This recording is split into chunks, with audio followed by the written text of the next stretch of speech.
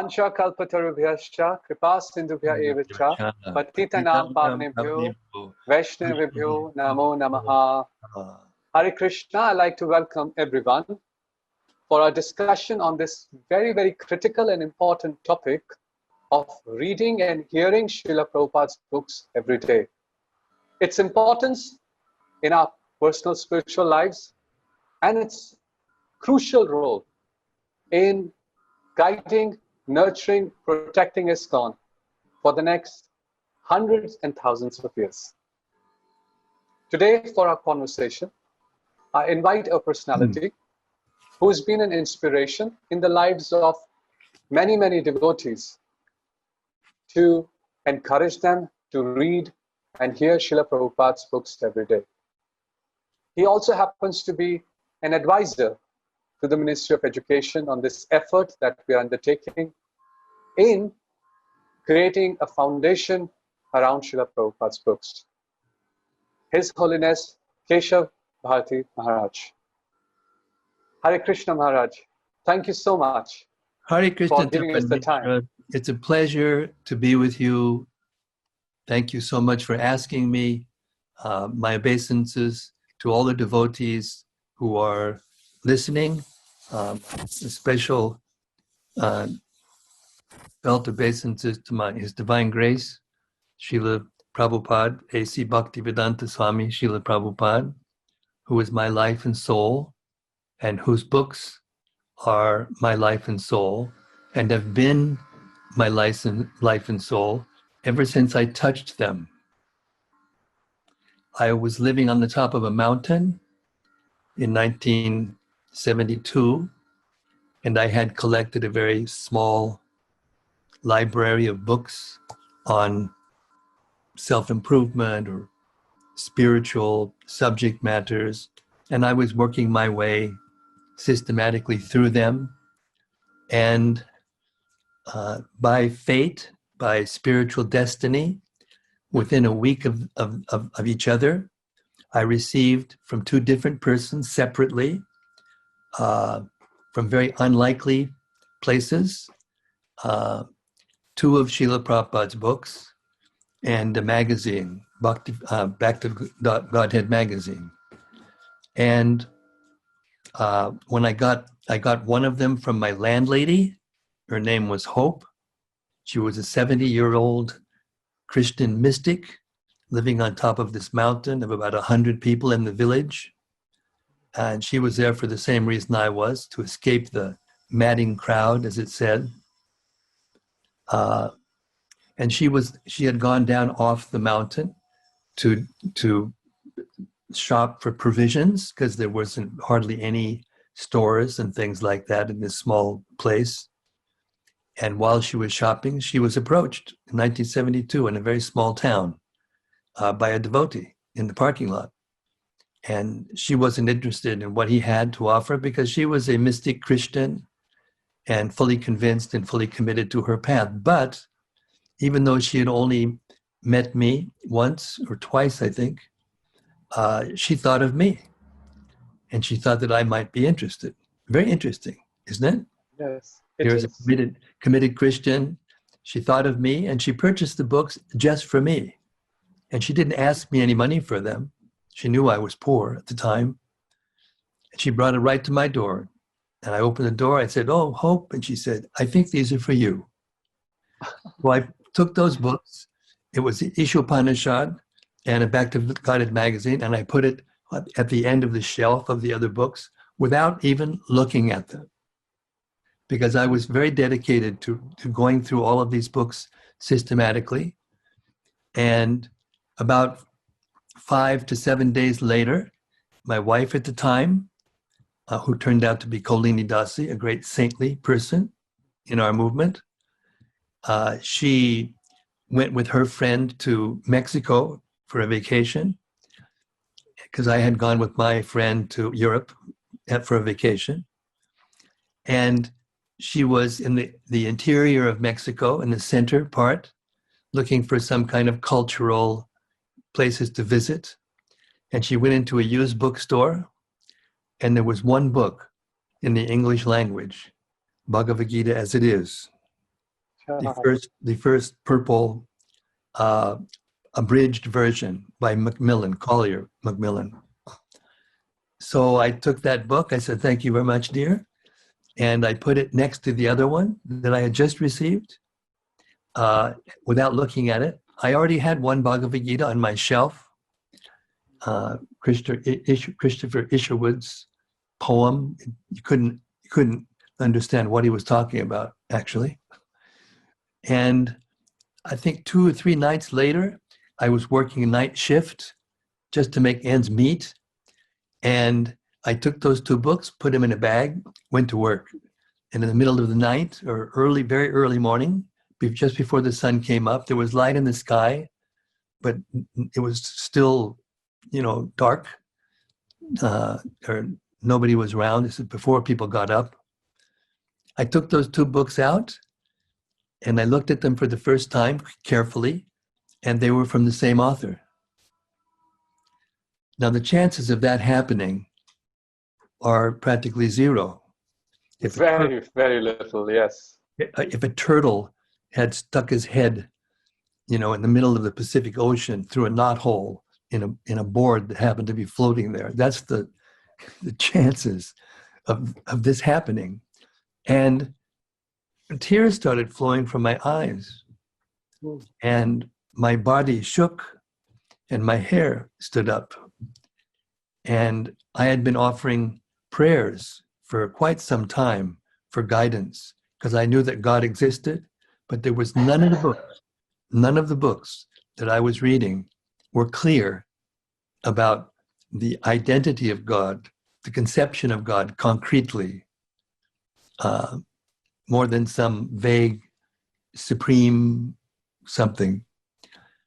So I started looking through the book, and I came to, I was just flipping through it, just reading at random. And I came to the second chapter, the 9th chapter, the 2nd verse. And I came to this statement at the end of the purport. All the purports weren't there, of course. It was the abridged version. And Prabhupada says, when one's heart is cleared of all nonsense, then one can understand what God is. Thus, the process of devotional service of Krishna consciousness is the king of all education and the king of all confidential knowledge.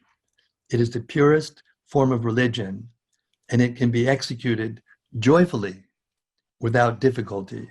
Therefore, one should adopt it. And I shut the book. And I was a devotee. I was a devotee. So from that day on, I started reading that book out loud to whoever I came in contact with. That was 1970. It was quite an intense first experience, Maharaj. Well, that's not the end of the story. I went up to where we lived, and I got my friend out of bed, Clint. We were childhood friends, and we always talked about, what we thought were spiritual subjects. We didn't know what we were talking about, actually, like typical young men in those days. And I said, Clint, what just happened to me was an incredible experience. I think we should search out more information about this. Now, when I first read that book, the Bhagavad Gita, the author, who I didn't know who it was, because on the cover, the word Prabhupada was not there. It was A.C. Bhaktivedanta Swami, and Ishopanishad also, the word Prabhupada was not there. It was the old ISKCON Press version, pink hardback cover. And so we decided, we got the magazine out and looked for an address. We were living at the time about 70 miles from Los Angeles. Yes. And on the cover of the magazine, the Los Angeles temple was billed as the world headquarters So we thought that would be a good place to go, but we didn't like Los Angeles for many reasons. We liked San Francisco because we were Northern California boys. So we drove about 300 to 400 miles out of our way to San Francisco. We got to the address, Frederick Street, and it was boarded up. It was a little storefront. It was once a laundromat or something like that. And that was the temple before. So it was a dead end. And I was disappointed, but determined. I looked down the street, down Stanton Street, and there was a devotee passing out magazines. So I ran up to him. Hare Krishna, I said. He said, Hare Krishna. Nobody comes up and runs up to you and says Hare Krishna in those days. He said, oh, and I was carrying that Bhagavad Gita in my hand. And he said, oh, you must have come to hear Srila Prabhupada speak tonight. And I said, what do you mean? Because I'd never heard the term. He said, oh, that book you're carrying, the author of that book, he just arrived today in San Francisco. Oh, glories. He hasn't been here for 2 years, and he won't be here again. And he didn't come again until 1974 for Rath Yatra. So the same thing happened to me. Tears came flowing out of my eyes, and I was shaking. They had to kind of pour me into the car, and they took me to the temple. It had moved, of course, to Valencia Street and another part of town. And when I walked into the temple, I just took one breath, and it's like I had never not been there. And within a few hours, I was sitting in front of Prabhupada at a program in the Hall of Flowers in Golden Gate Park. And what can I say? I met my spiritual master, and I surrendered to him immediately. And I never left, and I never looked back. And ever since then, I've been painfully aware, blissfully, painfully aware of how important Srila Prabhupada's books are. And now, all these years later, you know, after having read Prabhupada's books many times, and I think many of you may know, or some of you at least may know, that I've been reading his books out loud for the last 7 years, every day, out loud, for at least an hour or more, with whoever happened to be around. And about almost 3 years ago, I started reading them live stream on Facebook. And recently they were put, all of the videos that I've made were put on YouTube, which is more easily accessible. And yeah, there's more than 730 now, I think. Because I do this every day. Except for rare days, I've done it every day for the last 3 years. And I have this deep-seated realization based on Srila Prabhupada's words and his desires. So sometimes if we might hear, well, what is the role that Prabhupada's books play in our Krishna consciousness? Is it necessary to read his books? But if you read the books, or if you actually are hearing them, it's one thing to, you know, let the words come into your mind.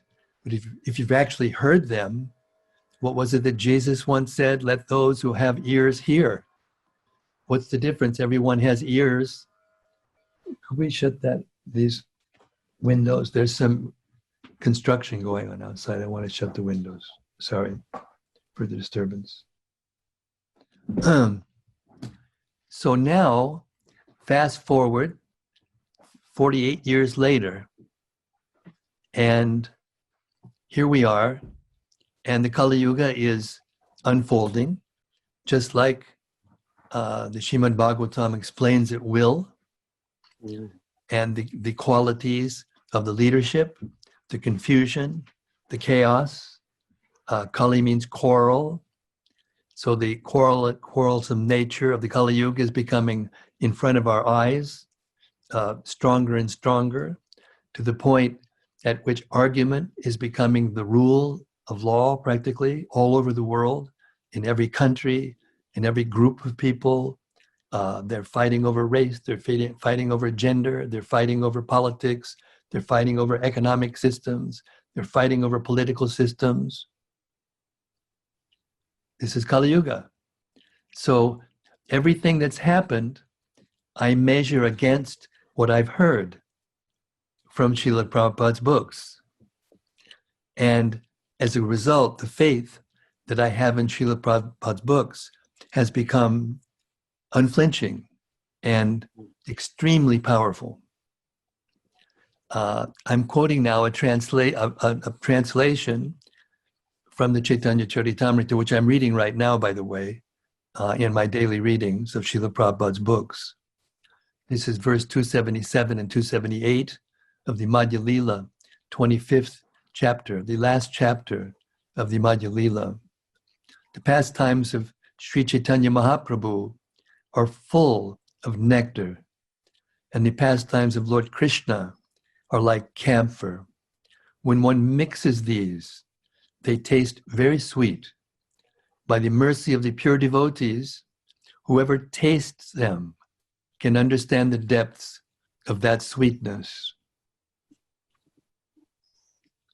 Men become strong and stout by eating sufficient grains, but the devotee who simply eats ordinary grains but does not taste the transcendental pastimes of Lord Chaitanya Mahaprabhu and Krishna gradually becomes weak and falls down from the transcendental position. However, if one drinks but a drop of the nectar of Krishna's pastimes, his body and mind begin to bloom, and he begins to laugh, sing, and dance. Purport. All the devotees connected with the Krishna consciousness movement must read all the books that have been translated, parentheses, the Chaitanya Charitamrita, Srimad Bhagavatam, Bhagavad Gita, and others. Otherwise, after some time, they will simply eat, sleep, and fall down from their position. Thus, they will miss the opportunity to attain an eternal, blissful life of transcendental pleasure.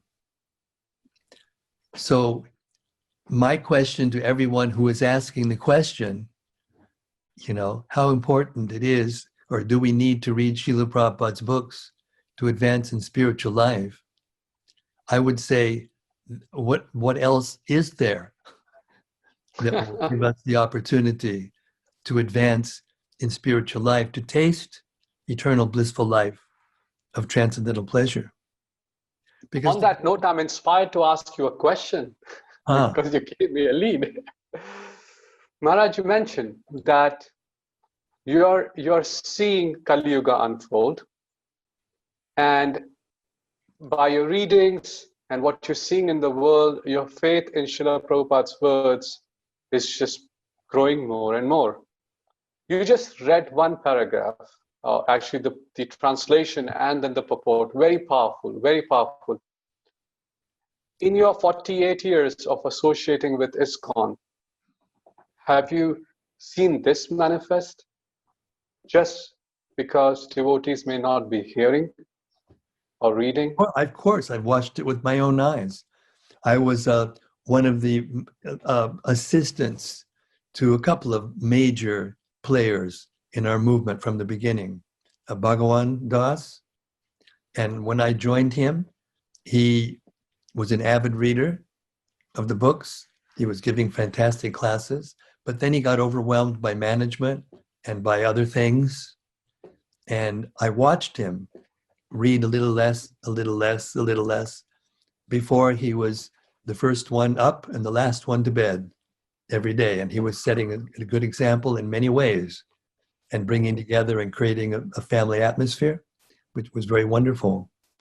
And but as I saw him reading the books less and less, I saw with my own eyes that he was changing in the wrong direction. Actually, before he actually left the movement, there were 5 or 6 of us who came together, his so-called generals, so to speak. You know, Indadumna Maharaj, Shiva Maharaj, myself, Sundararup, and a couple of others. And we were in charge of the different countries that really comprised his zone. And we knew something was happening, something wrong, but we didn't know what it was.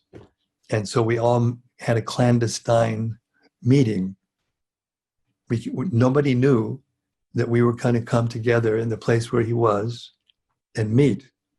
Nobody knew. And we walked into his room all together, unannounced, without him knowing. And we just put it to him. Okay, what's going on? We know you very well. Something's happening. And anyway, there was a long conversation. And at the end of the day, he said he couldn't really hear what we were saying because he had always been a leader in the movement, more or less. And the next day or the day after, he left, got on a plane and left with a woman. So I have seen with my own eyes and my own ears. See, when I said that my faith is increased, it's because I'm looking at the world through the lens of the knowledge in Prabhupada's books. And I've gone through many changes myself. I've had to make many adjustments, internal adjustments, in order to pass through conflict and, you know, even personal difficulties. And this is the way. You know, it is the way of tempering steel. You put steel under tremendous heat, and the hotter the heat, the stronger the temper of the steel. So, like I said, you know, I'm watching the the history of the world unfold, and it's exactly like it's described in the 12th canto of the Bhagavatam. It's exactly, you know, all the qualities. If you don't have money, you can't get education or justice. Marriage is done just by agreement. There's no depth. There's no spiritual dimension. It's just for sensual gratification. Greed has become rampant. The leaders have become plunderers. They don't care about the people. All they care about is their own power. So as I read, you have to assimilate the books into your own character. You know, when you read the Bhagavad Gita, for instance, which, by the way, we should never stop reading. There's one quote from Prabhupada's book that says, you should never stop reading the Bhagavad Gita. Even if you've read all 18 chapters, you should continue to read them again and again, because the nature of transcendental literature is that it's nectar. It's transcendental nectar. It's all through the books. And when we get to the Chaitanya Charitamrita, we hear about the loving exchanges between Lord Chaitanya Mahaprabhu and his eternal associates. We hear Maharaj, about... before we go there, I want to please ask you a few questions with your permission. Please. You gave an anecdote which is almost like a very strong warning. I mean, if it can happen to such a senior person and who's always engaged, what to say of others who may not be so much engaged, especially managers and leaders. So I take that as a very strong warning for leaders and managers, that irrespective of how much service there may be and how much service we're trying to expand for ourselves, but we can never compromise the reading We should of never be God's doing books. anything to expand anything for ourselves. Devotional service means we're doing it for the pleasure of Krishna. Yes. And that was the second aspect I wanted to come to. You also mentioned that in your own personal life also you notice that there are many changes, if I may use the word transformations, positive transformations through the whole cycle of life. Maharaj, if it is, at the end, I wouldn't say at the end, but it's such an important part of one's personal life to be able to see through the scriptures. Much unlike others may say, it's needed for knowledge, it's needed for preachers, but sometimes it's just needed to maintain one's sanity in this world, to be able to make sense out of it. And the only way one can make sense out of it is when one looks through the eyes of the Bhaktivedanta purports. If it is all right, I want you to share something from your personal life over the last 48 years, something that you're okay to share with us that changed. Well, it's obvious.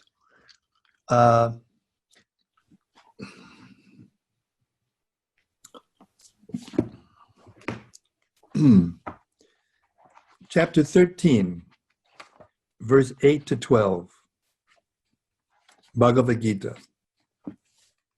This is what knowledge is: humility, pridelessness, nonviolence, tolerance, simplicity, approaching a bona fide spiritual master, cleanliness, steadiness, self-control, renunciation of the objects of sense gratification, absence of false ego, the perception of the evil of birth, death, old age, and disease, detachment, freedom from entanglement with children, wife, home, and the rest, even-mindedness amid pleasant and unpleasant events, constant and unalloyed devotion to me, that's Krishna, aspiring to live in a solitary place,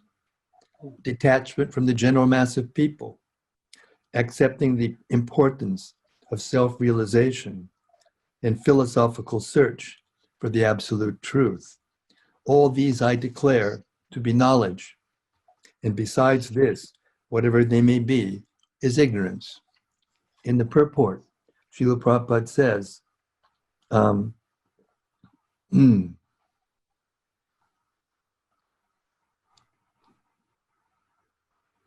the process of knowledge is sometimes misunderstood by less intelligent men as being the interaction of the field of activity.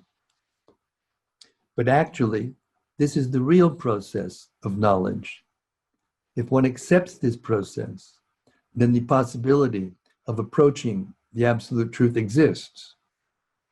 This is not the interaction of the 24 elements as described before. This is actually the means to get out of the entanglement of those elements. Very powerful statement. Very powerful statement. It So is, my point as is we use the word, transcendental. Yeah. My point is this, that when we hear the prayer that we say every day, most of us, Om Jnana Timidandasya Jnananjana Shalakaya Chakshur Unmilitam Jena Tasmai Shri Gurave Namaha. So to learn these books means to see, Chakshur, means to see through the eyes of knowledge. And this is not information content that you acquire and then look out at the world and judge what is right and wrong. That's part of it. But we have to apply to our own selves. And this is what I see lacking. And that's why the taste is not coming. There's another verse. I think it's chapter... Maharaj, before you go to the verse, please tell me, why is it lacking? I mean, we're reading the same. Because the material energy is very powerful. It's more powerful than all of us put together. Even Lord Brahma had a slip before he heard the Srimad Bhagavatam. He ran after his daughter. Nothing happened, but he just thought of it. And his sons very respectfully approached him and corrected him. Yes, yes. So, Maharaj, there is the process. There are so many processes of devotional service, right? There are the 9 processes, and then And then there is also the 9 stages till one reaches Krishna Prema. Where do you place hearing? I mean, we know that Shravanam is the first step, but where do you place hearing? Hearing, according to Sanatana Goswami, the process of hearing is the most important in the sense that you won't know how to perform the other methods of devotional service, the different angas of devotional service, without properly and sufficiently hearing. It means the hearing process is meant to be done progressively, with more and more devotion, with more and more faith. If you're not hearing and you are influenced by the modes of nature, which everyone is, the Bhagavad Gita says, no one from Brahma down to the ant is not influenced by the modes of material nature. We're all of us are bound by the modes of material nature. So it's not a stepping stone. And what do you say to devotees who say, I've read the Bhagavad Gita a few times, I've read the Srimad Bhagavatam, I've read the Chaitanya Charitamrita, or I'm reading it, it's the same thing, I'm hearing the same message. When that mentality arises in a heart, you alluded to it earlier, when you read that that Bhagavad Gita must be read again and again. But what do you say to such devotees? The reason is because this knowledge is transcendental. It's not material knowledge.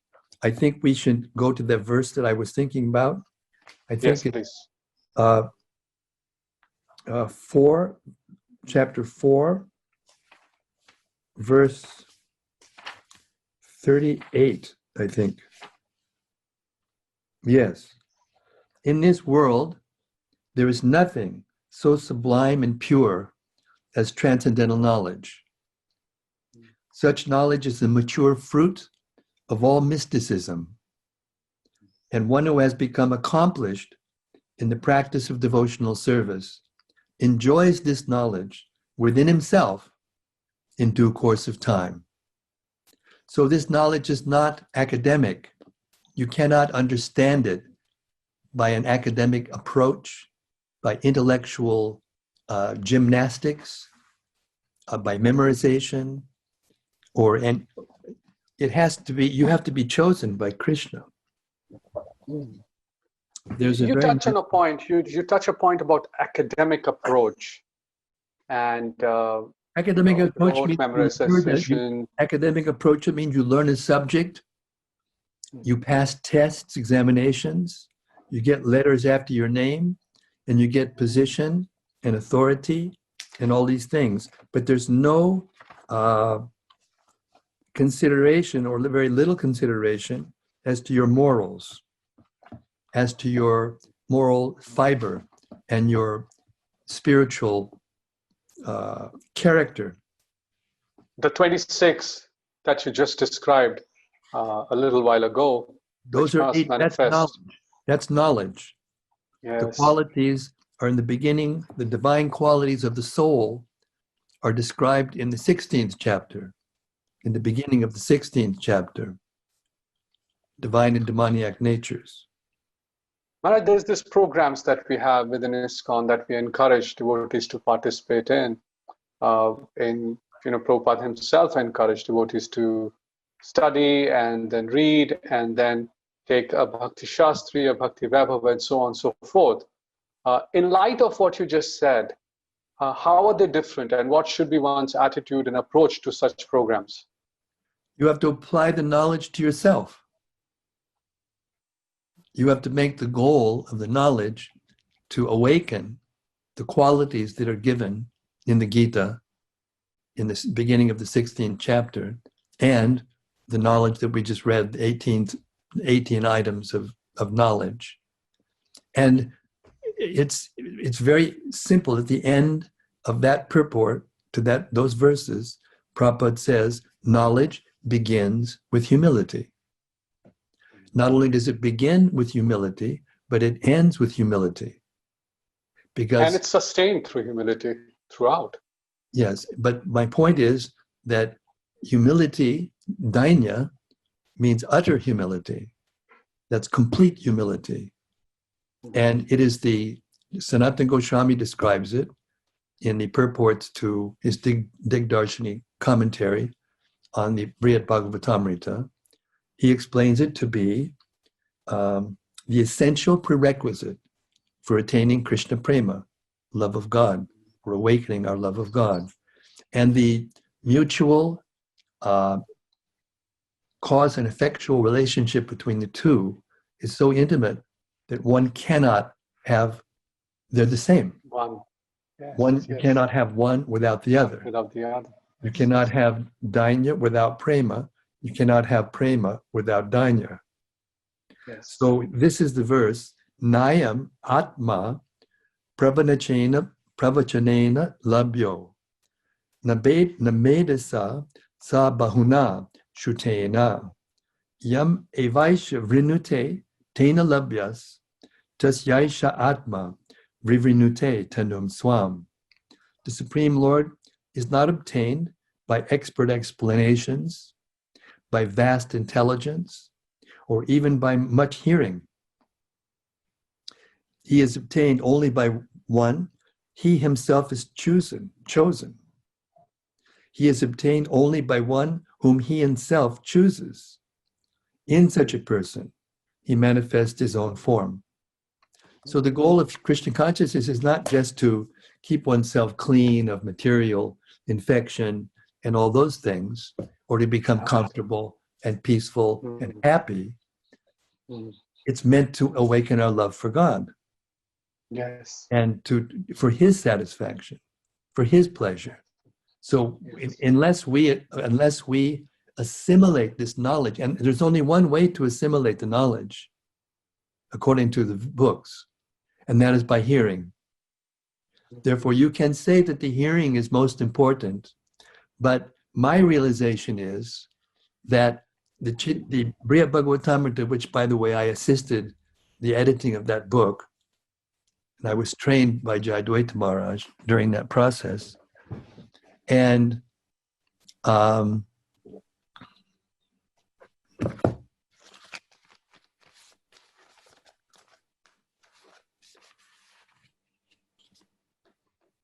hearing means the heart changes.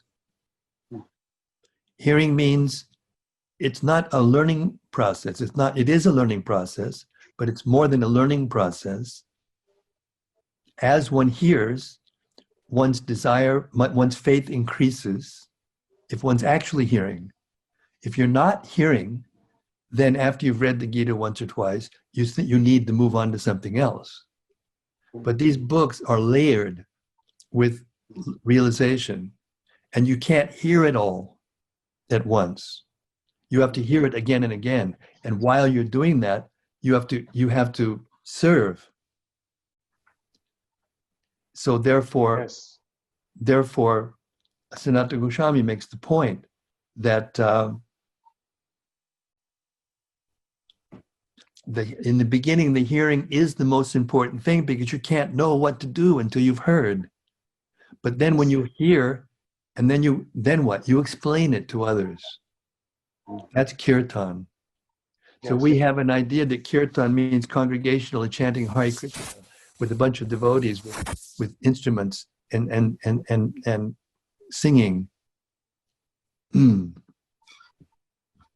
But the thing is, the reading of the books out loud is also sankirtan. Yes. And if you have problem keeping your mind focused, if you have problem getting a taste, then I highly recommend that you read the books to yourself, even when you're by yourself, out loud, because there's something about the sound of one's voice. Everyone likes the sound of his own voice or his name. Krishna, he likes the sound of his name. That's why he asks us to chant his name constantly. So if we actually hear these books out loud to ourselves, we will change. And as you change, you see for yourself that the books are unlimited. The depth of knowledge is unlimited. Devotees who think that Prabhupada only gave us the beginning things, and I have to go on to some other older gentleman devotee, preferably Indian, who will never fall down in order to hear and taste a Rasika devotee. But Prabhupada was the greatest Rasika devotee ever to walk the planet, because he's the only one who could powerful enough to awaken the Krishna consciousness, the real Krishna consciousness, all through the world. No one has done it. No one will ever do it again for the first time. Therefore, we need the association of Srila Prabhupada. We need the association of the personalities that are described in the book. And they're not just described in the book, they're there.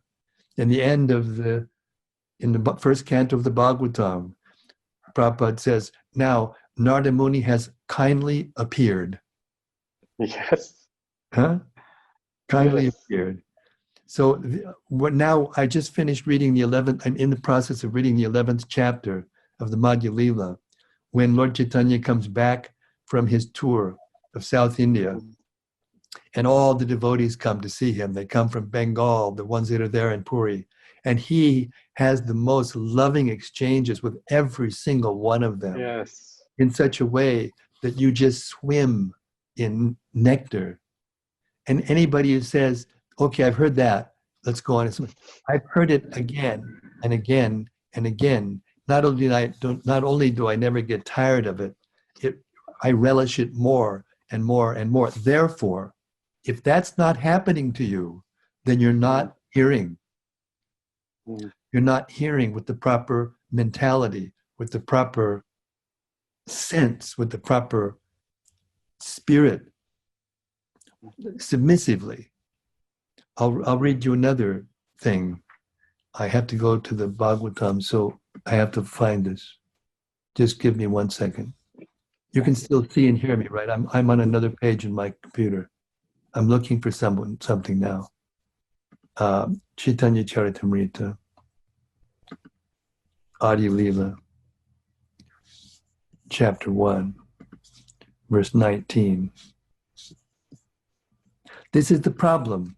You're asking what the problem is. This is the problem. Everything that surrounds us is becoming less and less submissive. Everyone is becoming more and more argumentative. The internet age has brought so many people into the realm of thinking that they know and no one else does. Therefore, no one's hearing from each other. Therefore, they can't agree. Therefore, there's no oneness. Here is Srila Prabhupada discussing this. I hope I'm in the right place. Wait. Oh no, I'm in the wrong place. Sorry. That's the wrong verse. There's one question which is really going on in my mind, Maharaj. When you're ready, I want to ask you that because it's something that you spoke. Let's read this verse. Yes. The personality of Godhead, the entire material manifestation, develops and exists because the Supreme Personality of Godhead enters it as Paramatma, or the Supersoul. The personality of Godhead, in his all-pervading feature of the Paramatma, enters every entity from the biggest to the most minute. His existence can be realized by one who has the single qualification of submissiveness and who thereby becomes a surrendered soul. The development of submissiveness is the cause of proportionate spiritual realization, by which one can ultimately meet the Supreme Lord in person as a man meets another man face to face. Such a glorious ambition, glorious goal, and to be able to meet the Supreme Lord face to face. So let's talk about initiation. Let's talk about we've come to the movement, and we those of us who became serious, we became initiated. What is initiation? I just read it. in the, I just heard it rather, in a room conversation. Srila Prabhupada is having his devotees read his books out loud. Listen to Prabhupada's audio, his audio recordings, his room conversations, his lectures. He says over and over and again, he wants devotees to read the books out loud to him and the other devotees. So he was reading from the 19th chapter about the Bhakti Lata Bij.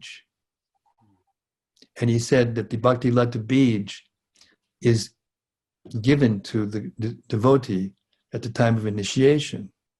But we know that Krishna Prema is already there in the heart of every living being. And he quoted that in that purport. He quoted Sanatana Goswami, Madhya Lila, Chaitanya Mahaprabhu preaching to Sanatana Goswami, chapter 22, verses 107 and 108. Yeah? And there he says that the instructions that are given by the spiritual master, the following of which awakens love of Godhead, that is the Bhakti Lata Bij. And then when you hear and water that Bhakti Lata Bij by hearing the pastimes of Krishna and the instructions from Krishna and all of the pure devotees of Krishna given in the Shastra, then that waters the Bhakti Lata Bij. And then the pure love of God that is already there comes out. So if you want Krishna, if you want to be free from material entanglement and suffering, Prabhupada said, the only thing I'm asking you to give up is your suffering. That's all you have to give up. You can stay right where you are. But Lord Chaitanya is inquiring from Ramananda Roy, talks about Varnashram. What is the perfection of life? Varnashram, no, that's external. What more? Varnashram for the pleasure of Krishna, that's still external. What more? Renunciation with knowledge, renunciation like that. Finally, he gets to that verse in the 10th canto, the prayers by Lord Brahma, where he says, you just stay where you are. Here, give up your speculation about what is true and not, and hear from the authorized sources again and again. Stay in the same place, and you will get love of God. And from there, the conversation is accepted by Lord Chaitanya. So what are we in? What are we in this for? What do we want? We looking for a cushy situation? Are we looking for power? Are we looking for influence? Are we looking for followers? Nadanam, Najanam, Kundarim, Kavitam Va, Jagadish Kamaye, Mama Janmani. It's right there. It's there in every page. It's there in every verse. It's there in every syllable. Sanatana Goswami, Rupa Goswami, Namastika, in the holy name, it's there in every syllable. It's the supreme combination of syllables. Prabhupada said every syllable of the Bhagavatam is transcendental and impregnated with spiritual understanding and knowledge and bliss. So if you're giving up on hearing Prabhupada's books, it means you have ulterior motives. You have material desires that are overpowering your desire to advance in spiritual life. So what I can say personally, you asked me the question, I've overcome every difficulty you can by this one process of hearing submissively with the desire to awaken my Krishna consciousness and give pleasure to Srila Prabhupada. Why? Because Prabhupada said, the only thing that has disappointed me is that my devotees are not reading my books. The only disappointment that I have is that my devotees are not reading my books. So if you're honest, if you're free from envy, nirmatsaranam satam, if you're free from envy and if you're honest, then you must hear. And when you do hear there's nothing else to hear. You will lose your interest in hearing anything else. Or if you do hear other things, it will be for the purpose of gaining knowledge to preach and how to, as perfectly as possible, express it to people who are conditioned in different ways. Maharaj, that means a lot. 5 decades of devotional service, and in the end, or you're sharing with us that every difficulty that you faced, you were able to overcome from hearing. You also mentioned you saw with your own eyes how devotees who were, when taking shelter of Srila Prabhupada's books, were bringing glory, they could not sustain themselves when they stopped hearing. Exactly. And you described in great detail what hearing really means. You also distinguished in this conversation how we could sometimes get carried away with academic orientation towards hearing, but that becomes obvious when we start losing interest in hearing again. And how does that begin? How does that start of interest you start losing when you become what? Argumentative. Yes. Tarkot pratistam shutibir vivina. The Muni has to know more than everyone else, and all the Munis are arguing back and forth because everyone has to have a new idea, the best idea. Right. And you can't but Tarkot pratistam. Yena Mahajano, Yena Gata Sapanta. You have to submit yourself to the instructions and the association and the company of the Mahajans and those who are actually following the Mahajans. You will stop arguing for argument's sake, and you will only argue if you can help glorify the Supreme Lord and make a person or help a person come to that understanding. Yes, That's and you also described that how the Supreme Lord Chaitanya Mahaprabhu himself accepted that in the conversation with Sri Ramananda Roy, that okay, now we can talk more. Now we're at the point where I'm ready to hear and go ahead. Maharaj, it's been a very, very valuable conversation today. I would say you've touched upon so many points, and on an individual level, on a managerial level, for the society, the right mood, and it's something that we all need to take very seriously. In order to do this, it's not a one-day effort. It's not a one-week effort. We're having a Shravanam week.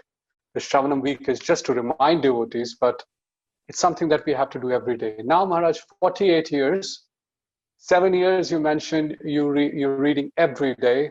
3 years you're also publishing, recording. By the way, we are also publishing your recordings on the Ministry of Education, which we're grateful to you for. And how do you see moving forward? I mean, what is your personal life's aim now in your service to Srila Prabhupada? My aim to my service, Srila Prabhupada, I was talking to my best friend, Vaisheshika Prabhu. We're like that. We were sitting on his couch together in his living room, in his home in Burlingame. And we were trying to understand how to catch the minds about this. And one of us, I don't remember which, he doesn't remember either. One of us said, be a sage. And the other one said, page by page. And we looked at each other. That was it. That's it. Be a sage page by page. And we started calculating the number of pages you would have to read the whole Bhagavatam in a year, or 2 years, or 3 years, or like that. And we got into a little bit of making goals and trying to read progressively, and so on and so forth. So I can say that at the end, my goal is to record all of Prabhupada's major works and publish them as audiobooks by the BBT. That's my legacy service for Srila Prabhupada. I've been reading these books out loud for 48 years, practically the whole time. And now I'm going to put it down. I'll give you a sample. I think you'll be able to hear it. I hope. Let's see if I can, yes. Yeah, let's see if you can hear it. This is a sample of what I'm talking about. And while you're pulling it out, I remind all the viewers that you can access this on YouTube, and you can also access the complete Bhagavad Gita and Srimad Bhagavatam on the Ministry of Education website, where you can track your progress. Yes. Now, what I'm reading to you now, is a recording that is being edited that will be hopefully by Gaur Purnim published or released as an audiobook. And I'm looking for Ancha. Yes, this is Ancha Leela.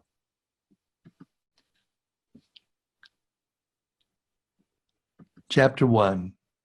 Ready? Yes, Maharaj. Ancha Leela, Chapter 1. Srila Rupa Goswami's second meeting with the Lord. A summary of the first chapter is given by Srila Bhaktivinoda Thakur in his Amrita Pravaha Bhasha as follows. When Sri Chaitanya Mahaprabhu returned to Jagannath Puri from Vrindavan, all his devotees from other parts of India, upon receiving the auspicious news, came to Purushottam Kshetra, or Jagannath Puri. Shivananda Sain took a dog with him and even paid fees for it to cross the river. One night, however, the dog could not get any food and therefore went directly to Sri Chaitanya Mahaprabhu at Jagannath Puri.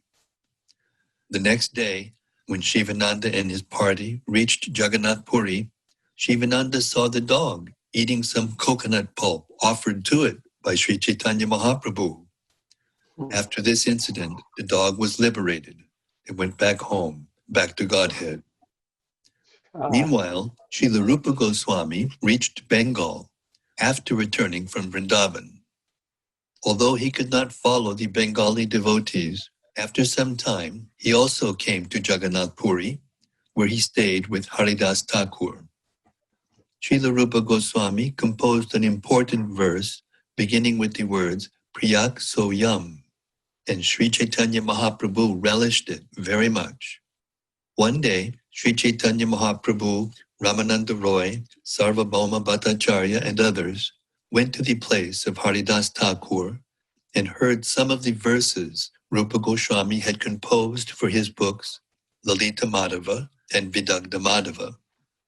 After examining the manuscripts of these books, Ramananda Roy approved and appreciated them very much.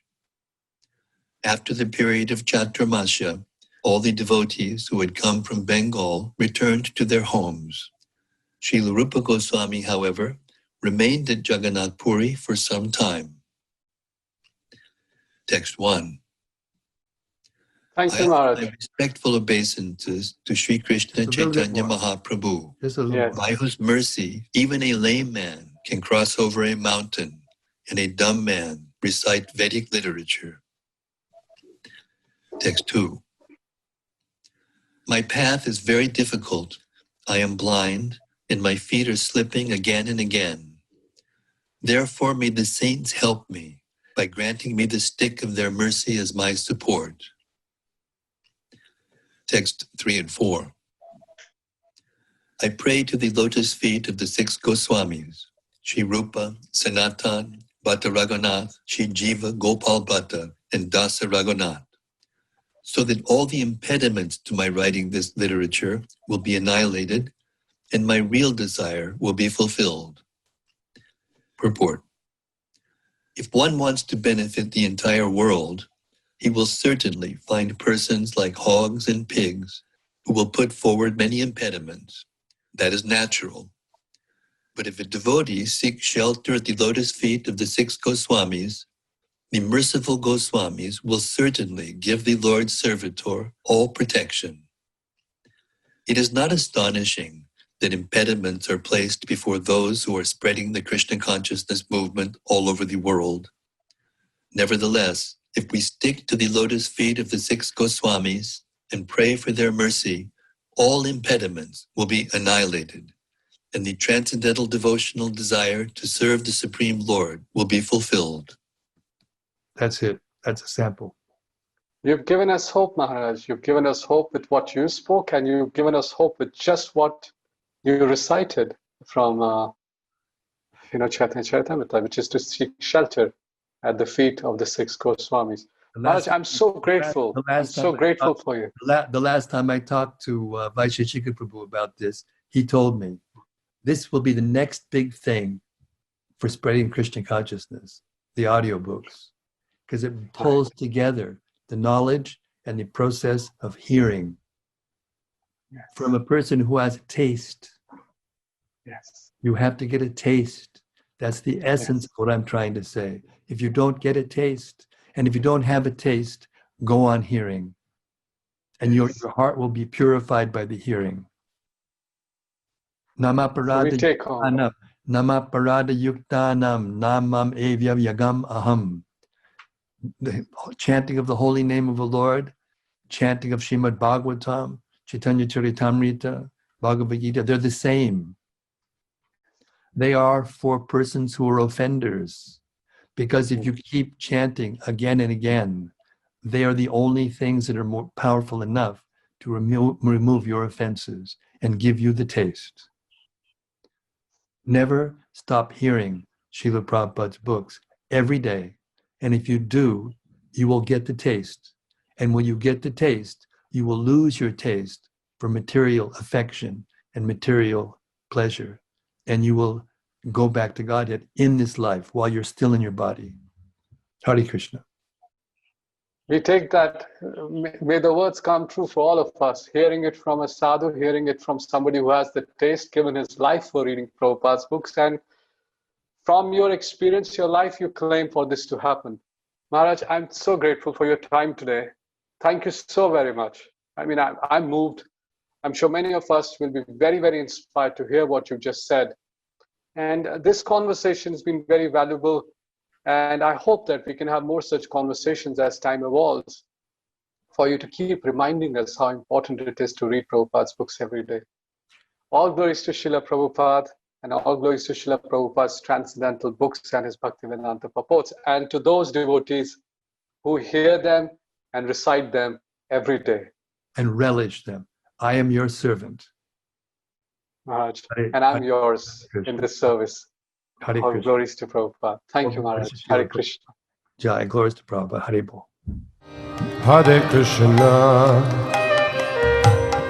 Hare Krishna.